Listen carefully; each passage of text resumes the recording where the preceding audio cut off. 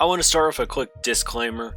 So, obviously, I'm going to talk about a little bit of disappointment, and for a lot of people, this is probably a great day. This is a day where maybe they got a new game in their favorite series, etc. So, the direct's probably fine to a lot of people.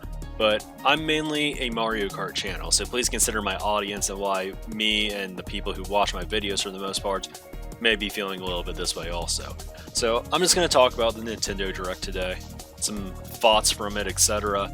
And I'm just going to go a little bit off script, talk about how I'm feeling, what I'm thinking that we should be looking at for the future, I guess, and just initial reactions.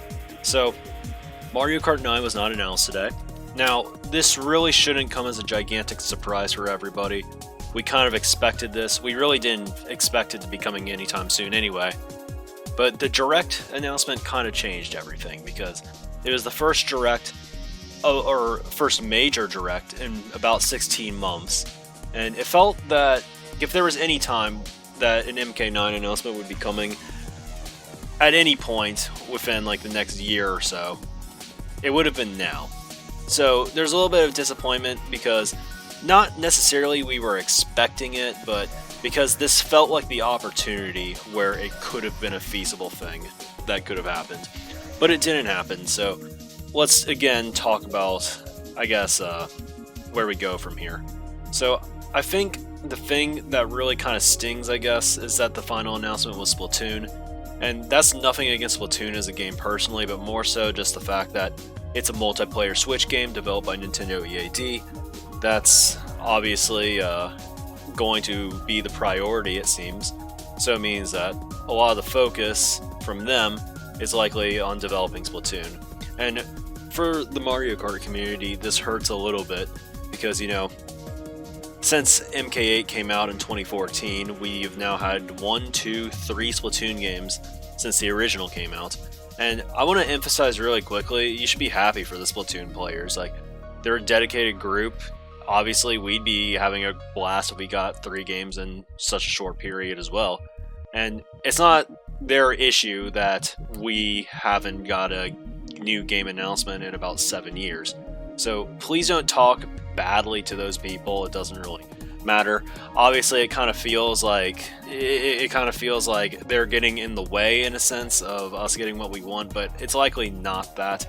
And again, it's not their decision, it's Nintendo's. But I guess the reality is it kind of felt like it was our turn to get the spotlight. You know, there's been 2 Smash games since the original MK8, 3 Splatoon games, a lot of multiplayer games, and it kind of feels like the MK scene is like kind of getting the short end of the stick here.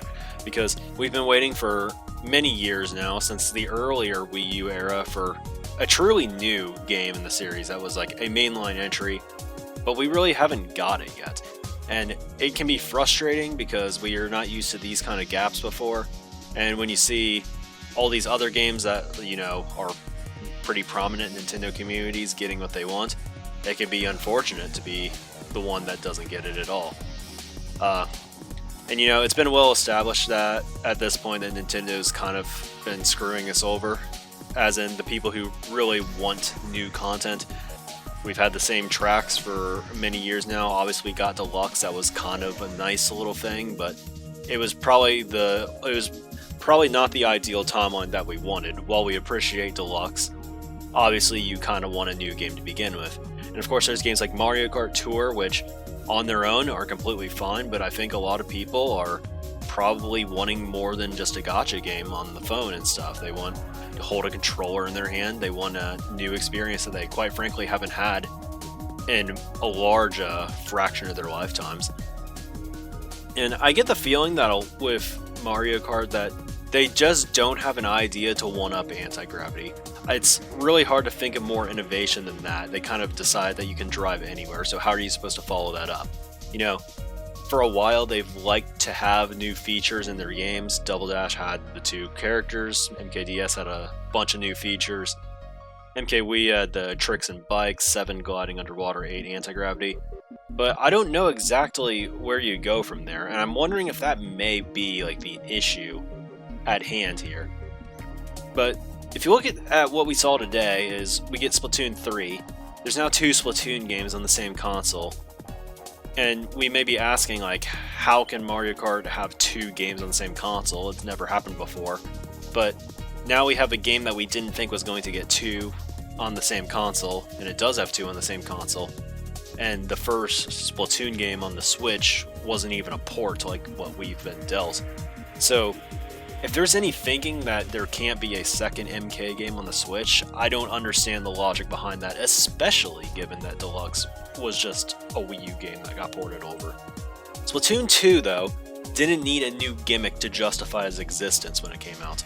So why does Mario Kart and Mario always have to be like this? I know it's like their design philosophy and everything, but at some point, like, don't you just want to give the players what they want? It's quite questionable, I guess. And Smash Ultimate, it did just fine offering the most content possible. It's not like it had any revolutionary new feature. It looked a lot like Smash 4, actually. But they did it, and it's one of the most appreciated Smash games now. All it did was just add a ton of content. Why can't we do the same with our series? So, what can we do about this? I kind of think that we need to find a way to push our game into the public eye more, whether that be like highlights, etc., clips, get that more out to the public, but I'm not entirely sure if that will be easy.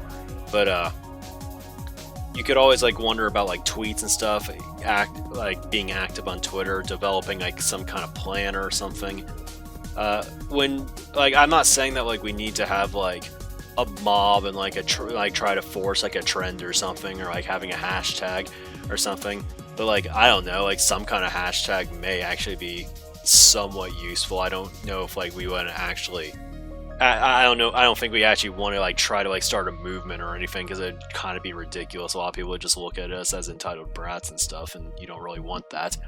But I guess the point is, it's like sometimes like you watch like after the Direct, for instance, like Pokemon was trending because everybody was kind of expecting Diamond and Pearl news.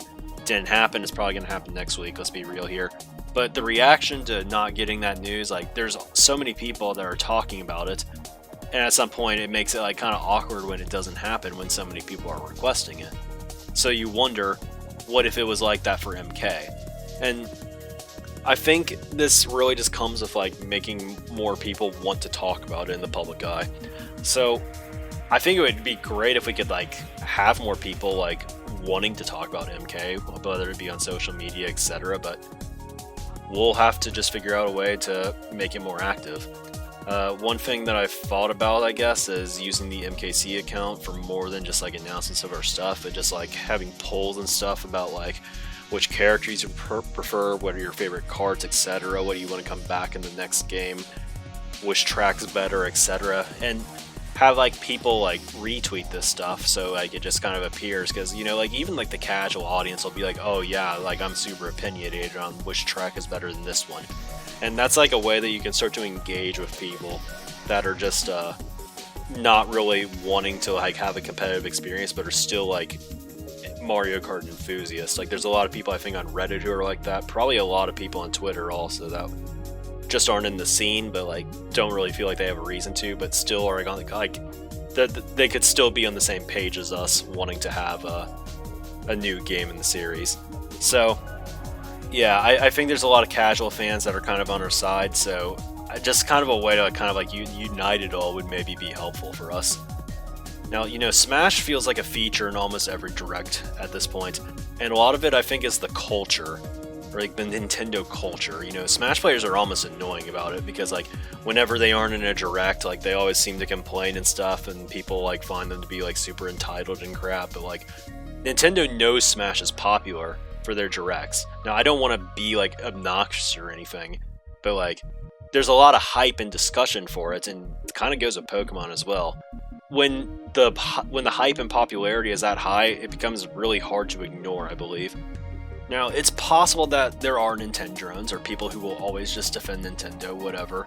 They'll try to call us out, or like say like we should be grateful that we have Mario Kart Live home circuit or something. But I think we actually have a case when it comes to actually like trying to use our voice for a new game. And that's because demand's always going to be there for Mario Kart. As poorly as Nintendo has treated some of its IPs like F-Zero and even Metroid, they can technically make the excuse that demand isn't there. And that's true for a lot of other franchises too. Like they feel like neglected and stuff, but like when they open their mouth to talk about it, people are like, "Hey man, it's not a good business decision or something." And you can't just tell them what to do or like tell them how to run their company and stuff. And I guess it's true that you can't tell them how to run their company, but when it comes to demand and talking and stuff, like it's not comparable for MK. Because thing is, MK sells. This is no secret whatsoever. We know that Nintendo kind of caters to Splatoon's community as their new favorite multiplayer game, and the Smash scene is impossible to ignore. But if you look at the numbers, it is clear that Mario Kart is the best franchise for Nintendo in terms of sales, and it's the one that's most useful to them. And the fact that they seem to not be even considering making a new game feels ludicrous. Since 2005, the series has been straight up outselling every Smash, every Pokemon game, Splatoon. Hell, it's straight up better than Super Mario when it comes to sales. It's a spin-off that has surpassed its own base series in just about every metric possible. And 8D is also going to pass MK Wii in sales soon too. Tons of Switches have MK on them already. There's really no reason why we can't gain some traction and voice that we want a new game on the Switch. I think personally it makes a lot of sense for a series that sells that many copies. Now obviously many people will say that we don't need to do it, or that Nintendo shouldn't do anything because AD is already printing money, but I think this is kind of ridiculous for two main reasons. And the first is, even if MK9 stops people from buying 8D, if even 20% of the people who bought 8D buy the new one, that's still pushing 7 million extra copies sold on top of all the new people who would be buying it. And that tiny fraction of buyers is enough to be a top 15 selling Switch game on its own. They justify making high quality games if it even has a chance to sell 1 million copies.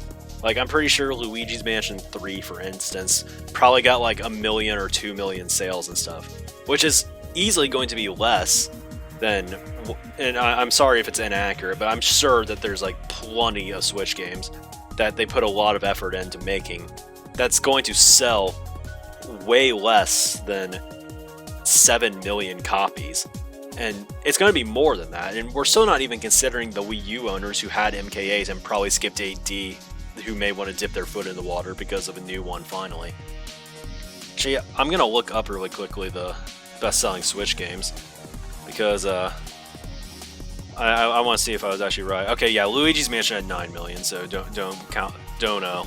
quote me on that. But for instance, ARMS, like that was a game that they were all over. Or Octopath Traveler, Xenoblade 2 has 2 million. Like, the amount of buyers that already have 8D that would buy 9 is probably more than the sales of those few games combined. Not counting Luigi's Mansion 3, that actually sold really well. So, yeah, there's that. Number 2, though, is like, besides even making a new game, they aren't even making DLC for 8D, and that's just crazy to me. There's 33 million people who have bought the game already. $20 DLC featuring 2 new packs like we got in 2015 for 8U. That would net you about as much revenue as Splatoon 2 did if everybody got it.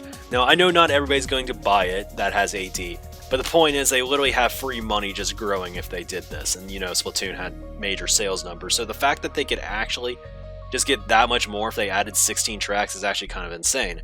But it seems they aren't even interested in giving us that, and the question is just why. Now, I think we should probably have discussions about how we're feeling and stuff, and to try to figure out what the community's goal is. Like, do we actually want to try to like get the discussions brewing on this kind of stuff? Are we okay just waiting and seeing what happens? Because I think it's at least worth a discussion to see, well, if like we actually want to try to talk about it more. Because right now it doesn't seem that's in the future plans, and I think if there was any time to announce it, it would have been yesterday. And considering how long the wait has been, how long we waited for that direct, etc., it feels like if it was going to be announced, it was going to be announced yesterday. And I'm not sure I'm not sure the status of E3 right now. Maybe there's a chance of a surprise, but again, with EAD working on Splatoon 3, it's hard to imagine that it's really, I guess, at the ready for them. So we don't even know if they started a game. We don't even know if there's a plan to start a game.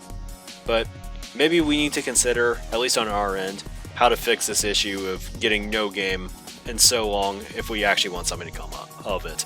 So I think I'm going to be rambling at this point if I talk about this any longer, but feel free to drop your opinion, start some dialogue around the community. It doesn't have to be people who watch my channel even, just like, maybe we should all, I guess, consider talking more about the possibility of a new game, because it seems like I've looked around and seen a lot of people who are interested in it.